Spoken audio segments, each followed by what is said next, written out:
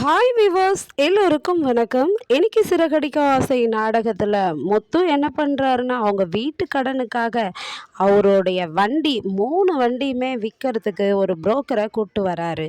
விலை பேசுகிறாரு. உடனே கூட இருக்கிற ஃப்ரெண்டுங்க எல்லாருமே, முத்து நீ என்னடா செய்கிற, ஒரு வேலை செஞ்சு பிழைக்கிறது தான் இந்த காரு எல்லாம் உனக்கு, கடைசியில் நீ இதையே விற்றுட்டீன்னா நீ என்னடா பண்ணுவ, அடுத்தது சம்பாத்தியத்துக்காக அப்படின்னு சொல்லி கேட்குறாங்க.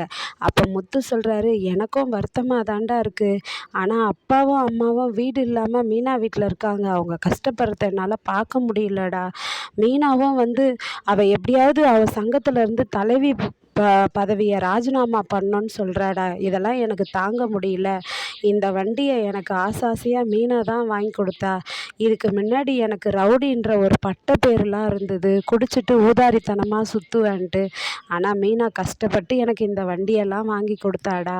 எனக்கும் விற்க கஷ்டமாக தான் இருக்குன்றாரு. உடனே அவங்க ஃப்ரெண்டு சொல்கிறாரு, ஏய் நீ என்னடா நினச்சிட்ருக்க முத்து, எல்லாரும் பெரியவங்கெல்லாம் சொல்லுவாங்க நெல்லை விற்கலாம், ஆனால் விதை நெல்லை விற்கக்கூடாதுன்னுவாங்க. அதனால் நீ யோசிடா, இந்த வண்டியை விற்காத.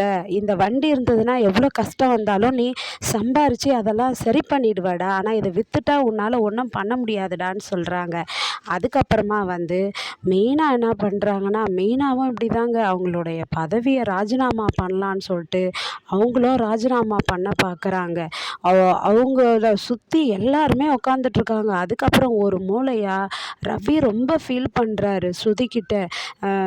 ஸ்ருதி, எனக்கு ரொம்ப கஷ்டமாக இருக்குது. என்னால் ரெஸ்டாரண்ட்டில் குக் பண்ணவே முடியல ஸ்ருதி. எனக்கு வீட்டோட மனசு கஷ்டம் ரொம்ப என்னை வாட்டுது அப்படின்றாரு. பாவம் முத்து பாரு, அவன் வண்டியெல்லாம் விற்கிறதுக்கு ஏற்பாடு பண்ணிட்டான் ஸ்ருதி அப்படின்னு சொல்கிறாரு. அவன் எவ்வளோ கஷ்டப்பட்டு தெரியுமா அந்த வண்டியெல்லாம் வாங்கினான். அவனுக்கு என்னால் கொஞ்சம் கூட ஹெல்ப் பண்ண முடியலையே அப்படின்னு சொல்லிட்டு எனக்கு வருத்தமாக இருக்குது ஸ்ருதி அப்படின்றாரு. என்ன ரவி பண்ணுறது, நம்மளும் வச்சுருந்த காசு எல்லாத்தையுமே தொடச்சி ரெஸ்டாரண்ட்டு ஸ்டார்ட் பண்ணிட்டோம். இப்போ அதுலேருந்து ஒரு லாபம் கூட நம்ம எடுக்கலை. நம்ம இன்னும் எங்கே போய் நம்ம கடன் வாங்க முடியும் அப்படின்னு சொல்லிட்டு 2 பேரும் பேசிக்கிட்டு அவங்களும் மனசு கஷ்டப்படுறாங்க. மெயினாக ராஜினாமா பண்ணுறதுக்காக அவங்க பூ வியாபாரி சங்க தலைவி பதவியை ராஜினாமா பண்ணுறதுக்காக எல்லாரும் முன்னாடியும் ராஜினாமா கடிதம் எழுதிட்டுருக்காங்க. எல்லாரும் வேண்டாம் மீனா, நீ இந்த பதவியை ராஜினாமா பண்ணக்கூடாது. அந்த சிந்தாமணி அதுக்காக தான் உன்னை என்னென்னவோ பண்ணா, அப்போ அதுலேயும் நீ தப்பிச்சு வந்துட்ட. உன்னை கொலை பண்ணவே ட்ரை பண்ணா.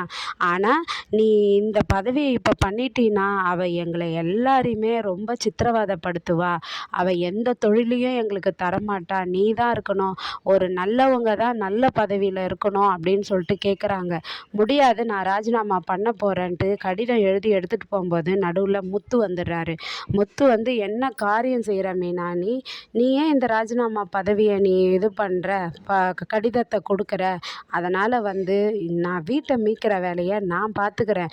நீ பாரு, உன்னால் தான் எல்லாருக்குமே தொழில் கிடச்சிருக்கு, எல்லாமே கிடச்சிருக்கு, நல்லது நடந்திருக்கு. அதனால் உன்னால் நிறைய பேருக்கு இன்னும் நல்லது நடக்க வேண்டியது இருக்குது. நீ ராஜினாமா பண்ணக்கூடாதுன்னு சொல்லிட்டு என்ன பண்ணுறாருன்னா, அந்த லெட்டரை வாங்கி கிழிச்சு போட்டுடுறாரு. கிழிச்சு போட்டதும் எல்லாருக்கும் சந்தோஷமாகிடுது. சந்தோஷமாயிட்ட பிறகு ஸ்ருதி வராங்க. அங்கே யார், ஸ்வேதா வராங்க. ஸ்வேதா ஒரு பொண்ணை கூட்டிகிட்டு வராங்க.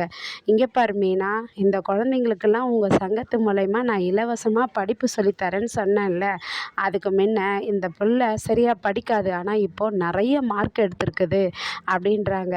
அதனால தான் மீனா, நீங்கள் ஆட்சியில் இருந்தீங்கன்னா நல்லதே நடக்கும். நல்லவங்க நல்ல பதவியில் இருந்தால் தான் எல்லாருக்கும் நல்லது நடக்கும்னு சொல்லி மீனாவை வாழ்த்துறாங்க. நீங்கள் கவலைப்படாதீங்க, இந்த வீட்டை மீட்கிற வேலையை முத்து பார்த்து பாருன்றாங்க. அதுக்கப்புறமா விஜயா போயிட்டு பார்வதி கிட்ட ஒரே புலம்புறாங்க. நான் வேலைக்கு போகலான் இருக்கேன் பார்வதி அப்படின்னு.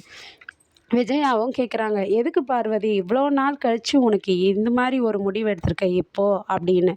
இல்லை, நான் சம்பாதிச்சாதான் நல்லாயிருக்கும், யார் கையும் என்னால் எதிர்பார்த்துருக்க முடியல அப்படின்னு முடிவெடுக்கிறாங்க. அண்ணாமலைக்கிட்டேயும் இதை சொல்கிறாங்க. அண்ணாமலை அதுக்கு என்ன பதில் சொல்கிறாருன்னு நாளைக்கு பார்ப்போம். நன்றி, பாய்.